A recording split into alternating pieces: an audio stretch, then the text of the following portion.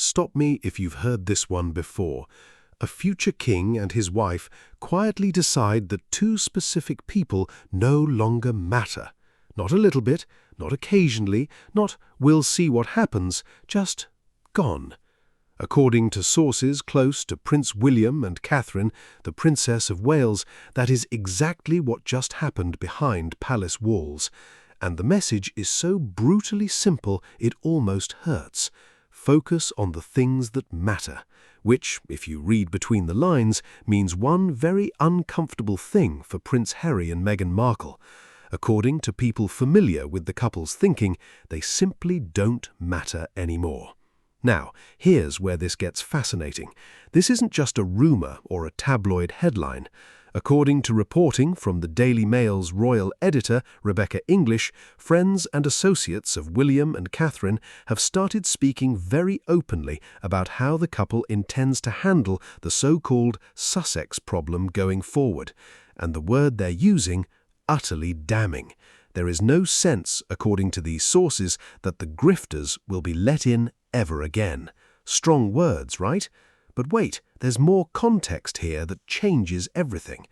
Let me take you back for a second. William and Catherine just marked their 15th wedding anniversary. They released a beautiful image of the two of them, their dog, and their 3 children. A picture that, according to royal watchers, sends a very clear signal. The monarchy is strong, stable, and moving forward. Friends do concede that it has been a very tough period for William, losing his grandmother, dealing with his father's health challenges, Catherine's own health scare. But here's the twist. According to those same friends, if anything, that difficult period has strengthened his resolve, not weakened it.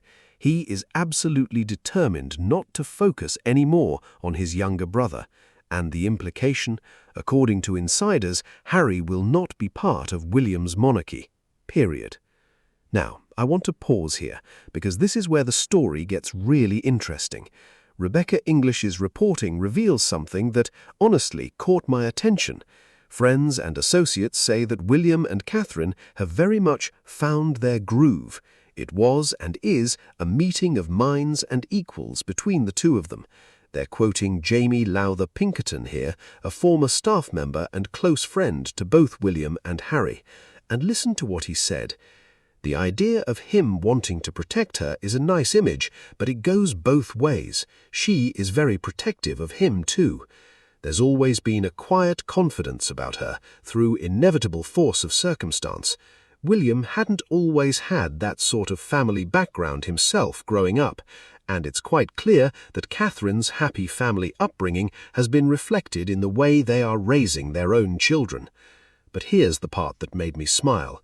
English reveals that many within the royal household are now referring to Catherine as the Steel Marshmallow Mark II. That is a play on the late Queen Mother's nickname, soft exterior but an indestructible core. And honestly, that's a huge compliment, comparing Catherine to the Queen Mother, a beloved figure in British history. According to reports, in public, William often takes the lead, but it is very much an equal partnership. William deeply respects his wife's judgment. They make all the important decisions together. A friend says, and I quote, "You couldn't find two people closer. The difference is they just don't feel the need to show it for the cameras. They aren't performative." Now, I wonder who they're comparing William and Catherine to. Someone who is performative? Someone who feels the need to constantly prove their relationship is fine? According to the source, William and Catherine don't feel any need to prove that everything's going great. And Harry and Meghan, well, sometimes it's a case of he who doth protest too much. You know that feeling, when someone keeps telling you how happy they are. Makes you wonder, right? Let me give you another detail that jumped out at me. One of the things that the princess has been so impressively clear about, according to the friend, is that she is allergic to being given advice about how things will come across or look through a PR lens. That is the total opposite of how she operates. And isn't that interesting? Because according to many royal commentators, that's also the opposite of how Meghan operates, where everything she does is about how will this come across, what will people think of me. The problem, according to the source, there's no authenticity there. And the reason we have authenticity with Catherine, she doesn't think about the PR. She just does what she believes. Ouch. Now, let me get to the part that really stood out to me. English reports that they have come through tumultuous years, the implosion of William's relationship with his brother, Catherine's health diagnosis, losing his grandmother, his father's health. A friend says, notably, Harry isn't mentioned once. I'm told there is sadness, naturally, at how things have turned out, but William has very much placed the issue of his estranged brother to one side to focus on the things that matter. Did you catch that? Focus on the things that matter. According to my reading of this, that's a line that has come directly from Cambridge Palace to Rebecca English, which means William and Catherine are effectively saying that Harry and Meghan don't matter anymore. And in some ways, that's the most damning statement you can make about a couple so desperate for relevance. It's also William making it very clear that Harry and Meghan are not going to be part of William's monarchy. They can do whatever they want to try and become part of Charles's monarchy, but according to these sources, they are not going to become part of William's. Those 5 words are incredibly significant. But hold on. The reporting doesn't stop there. English goes on to say that Prince Andrew is more of an immediate headache, the ramifications of which may well last into William's own reign. According to sources, suggestions that William was a prime mover in Andrew's banishment are untrue. While despairing of his uncle's behavior, the future king was reportedly deeply concerned about Andrew's mental health. As for reports that he has frozen out his cousins Beatrice and Eugenie, a friend says firmly, it's complex, but he is kinder than that. Now, here's my honest take on that part. I think there's a lot of spin going on here, and I understand why William might want to distance himself from any association with Andrew's controversies. But according to multiple reports, Charles was the one who brought Andrew and his daughters back into the fold, so this feels like William trying to protect his own reputation. Fair enough, honestly, but let's call it what it is. Here's something more positive. The move to Forest Lodge on the Windsor estate has been crucial to the Wales's own sense of family harmony. According to a source working directly for the couple, it's given them a new lease on life. It's helping them put the unhappy memories of the past few years behind them. They are happier, and you can see that visibly.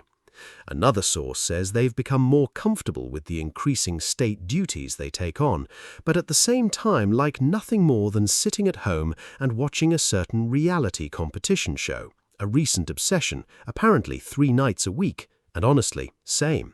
That show is a guilty pleasure for me too. The next few months will see another big change. Their eldest child, Prince George, who turns 13 in July, is heading off to boarding school. Like all parents, according to a friend, they are both equally thrilled for him and dreading it. William is also continuing to work on his long-term plan to promote his work with, as he has described it, maybe a smaller R in the royal. A big part of that is being open with how he feels on things such as mental health work. When thinking about the future, according to a source, William himself has said change is on the agenda. But here's what I find refreshing.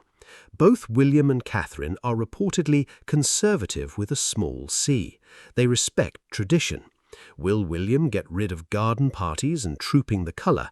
According to a source close to them, no, of course not.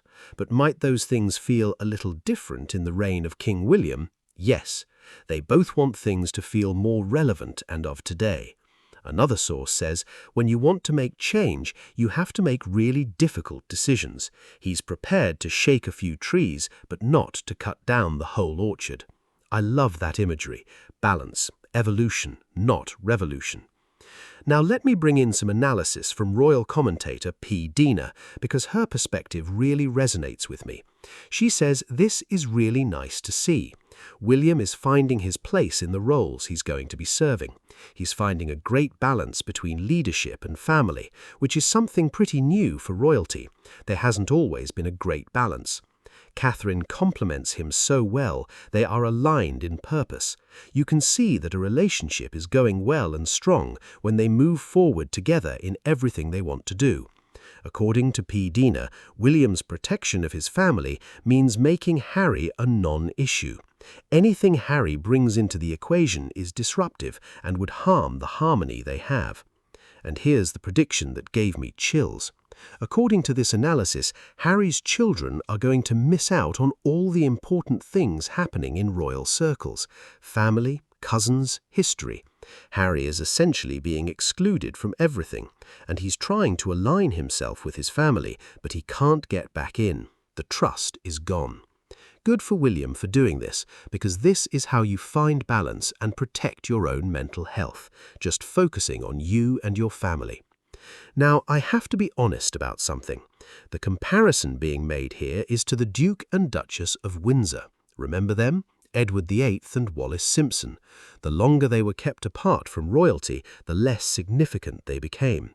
According to royal historians, that's what William is thinking. Do the same thing. Year by year, Harry and Meghan become less and less significant, and reportedly that really hurt Wallis Simpson. She never felt important. It hurt their relationship, and that's what some see happening with Harry and Meghan. They're trying to stay above water, putting out pieces in magazines, going to events, trying to remain relevant. But according to these sources, they will never get real, validated relevance because they are insignificant to the people that matter. That's tough to hear, and honestly, I do feel for the innocent children in this situation. They didn't choose any of this, but according to multiple reports, this is the path Harry and Meghan chose, and now they have to live with the consequences. Before I wrap up, there are two other royal stories making headlines this week. First, former Prime Minister Gordon Brown has made a significant intervention regarding Prince Andrew. According to the New Statesman magazine, Brown is effectively saying there has been a cover-up. He is directly invoking the police and saying that Andrew should be interviewed over various serious matters. Author Andrew Lowney says Brown is right. The article notes that when Brown was Chancellor, Andrew had requested a royal fleet separate from the RAF that could be used exclusively for the royal family. An astonishing level of entitlement, according to commentators. My personal take, the timing of Brown's intervention during the King's state visit to America feels questionable. A former Prime Minister knows how diplomatically important that mission was. Sometimes you've got to put the country first. However, some of the points Brown makes about what the palace should be doing are valid. There is no legal charge, so why can't the palace do more? The constant veil of silence is frustrating. According to P. Dina, the palace hasn't really addressed it or said anything. A statement to the victims would be meaningful. The wall of silence doesn't make sense in today's world. Second piece of news. The Crown is coming back to Netflix, but disappointingly for fans of modern royal drama, it's not going to cover Harry and Meghan. According to Richard Eden in the Daily Mail, it will be a prequel spanning from Queen Victoria's death in 1901 to the wedding of then Princess Elizabeth in 1947. Honestly, I'm not mad about it. The early series of The Crown were much more realistic. It started to go off the rails at the end with made-up conversations. Would I love to see the Harry and Meghan story told from a balanced perspective? Sure. But according to some, Netflix might be hesitant after the criticism of their previous Sussex-focused content. We'll see. So, here's where we land. According to friends, sources and royal insiders, Prince William and Catherine have made their position clear. They are moving forward. They are focusing on what matters. And according to reporting, Harry and Meghan simply are not part of that future. The absence speaks louder than any interview. The silence is the strategy, and the decision, according to those who know the couple best, is final.